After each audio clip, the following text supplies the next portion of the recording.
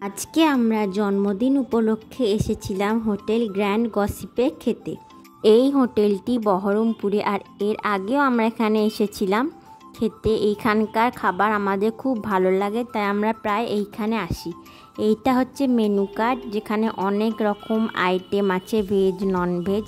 তাই আমরা মেনু কার্ডটা পুরোটা দেখার পর ঠিক করলাম যে আমরা প্রথমে নেব চিকেন পকোড়া, আর তারপরে নিয়েছিলাম হচ্ছে চিকেন ফ্রাইড মোমো। এই দুটো খাওয়ার পর আমরা ঠিক করেছিলাম যে নেব কুলচা আর রাং মশলা। তো প্রথমে আমাদের চলে এসেছিলো চিকেন পকোড়া। চিকেন পকোড়াটা ছিল পুরো গরম, আর ভেতরটা খুবই ক্রিস্পি, আর টেস্টটাও ছিল দারুণ।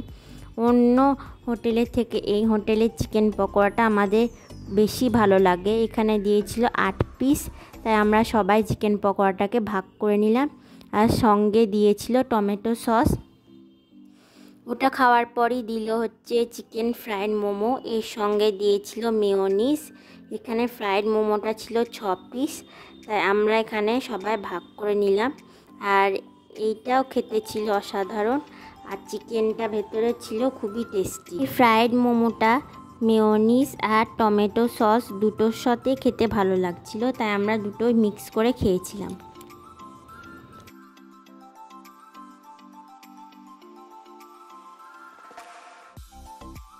ওই দুটো খেয়ে আমাদের প্রায় পেট ভরে গেছিলো, তাই আমরা এখানে মশালা কুলচা নিয়েছিলাম।